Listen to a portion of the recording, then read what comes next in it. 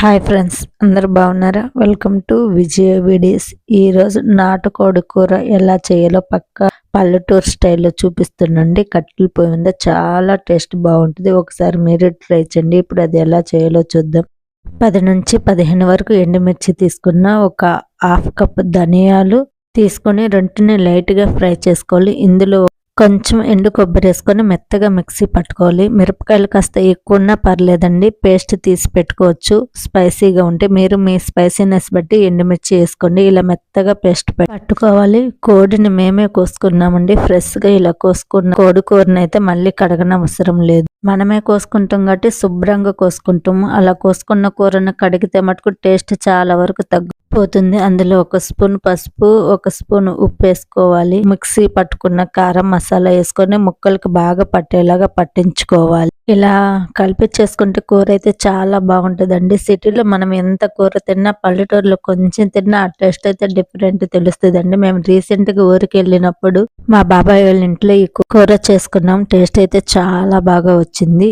అలా కలిపేసుకుని పక్కన పెట్టుకోవాలి. ఎక్కువసేపు మ్యారినేట్ అయితే ఏం చేయనవసరం లేదు. ఒక పాత్రలో 3 స్పూన్స్ వరకు ఆయిల్ వేసుకుని అందులో 1 కప్పు ఉల్లిపాయ ముక్కలు వేసుకోవాలి. 4-5 పచ్చిమిర్చి చీలికలు వేసుకుని బాగా ఫ్రై చేసుకోవాలి. మరి ఎర్రగా ఫ్రై చేయనవసరం లేదు, కొంచెం కలర్ చేంజ్ అయితే సరిపోతుంది. అందులో 1 రెమ్మ కరివేపాకు వేసుకొని ఫ్రై చేసుకోవాలి. ఇవి కొంచెం ఫ్రై అయినాక 1 స్పూన్ అల్లం వెల్లుల్లి పేస్ట్ వేసుకోవాలి. ఫ్రెష్గా దంచేసుకుంటే టేస్ట్ బాగా ఉంటుంది. దీన్ని కూడా పచ్చివాసన పోయేంత వరకు ఫ్రై చేసుకోవాలి. ఇలా ఫ్రై చేసుకున్న దాంట్లో 1 కప్పు టమాటా ముక్కలు కూడా వేసుకొని మెత్తగా మగ్గించుకోవాలి. టమాటాలు మగ్గినాక ముందుగా కలుపుకున్న కూరని వేసుకొని ఒకసారి బాగా కలుపుకొని మూత పెట్టుకొని ఒక 10-15 నిమిషాలు చిన్న మంట మీద ఉడికించుకోవాలి. మంట ఎక్కువ పెట్టుకోకూడదు, మాడిపోతుంది. ఇలా ఉడికించుకుంటే ముక్కలకు ఉప్పు కారం బాగా పట్టుద్ది. ఇలా 15 నిమిషాలు ఉడికించుకోవాలి. ఇలా ఉడికించుకునే తలకి సగం పైన కూర ఉడుకుతుందండి. ఇలా ఉడికిన కూరలో 2 గ్లాసులు వాటర్ పోసుకోవాలి. నాటుకోడి కూర కాబట్టి ఉడకటానికి ఆ మాత్రం వాటర్ పట్టుద్ది. నేను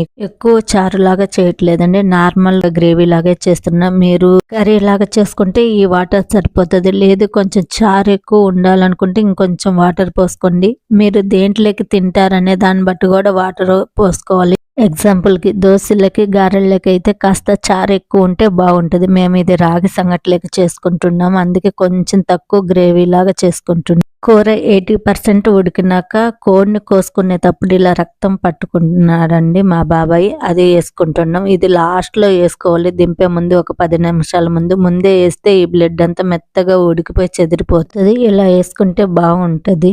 మీరు ఒకవేళ బ్లడ్ పట్టుకోవాలనుకుంటే కోడిని కోసేటప్పుడు ఒక గిన్నెలో కొంచెం ఉప్పు వేసుకొని బ్లడ్ పట్టుకోవాలి. అలా పట్టుకుంటే ఎంతసేపు ఉన్నా కరిగిపోదు. ఉప్పుగా నేయకపోతే బ్లడ్ అంతా కరిగి నీరైపోతుందండి. ఇలా బాగా కూర ఉడికినాక ఇంకా దింపేసుకొని సర్వ్ చేసుకోవాలి. నేను కొత్తిమీర వేసుకోవట్లేదండి ప్రస్తుతానికి, నా దగ్గర లేదు. మేము ముందు నుంచి కూడా కొంచెం కొత్తిమీర తక్కువే వాడతామండి, ఏ కూరల్లో కూడా ఎక్కువ వేసుకోము. ఇప్పుడు కొంచెం నాన్ వెజ్లో మాత్రం వేసుకుంటూ ఉన్నాం. కొత్తిమీరకి టేస్ట్కి అయితే ఎటువంటి సంబంధం లేదండి. చూడండి కలర్ కానీ కర్రీ ఎంత బాగుందో. కట్టెల పొయ్యి మీద చేసాం కాబట్టి ఇంకా టేస్ట్ అయితే ఇంకా చాలా బాగా అనిపిస్తుంది. మేము ఊరికి ఎప్పుడు వెళ్ళినా నాటుకోడి కూర అయితే ఖచ్చితంగా తినేస్తామండి. ఇంకా రానున్న సంక్రాంతి పండుగ అంటే ఇంకా చెప్పనవసరం లేదు. నాటుకోడి కూర ఎంత ఫేమస్ అందరికీ తెలుసండి. మీరు నాటుకోడి కూర తినాలనుకుంటే టేస్టీగా ఇలా చేసుకోండి, మీకు బాగా నచ్చుద్ది. మీకు ఎలా అనిపించిందో నాకు కామెంట్స్ పెట్టండి. ఈ వీడియో నచ్చితే లైక్ చేయండి, షేర్ చేయండి, సబ్స్క్రైబ్ చేసుకోండి.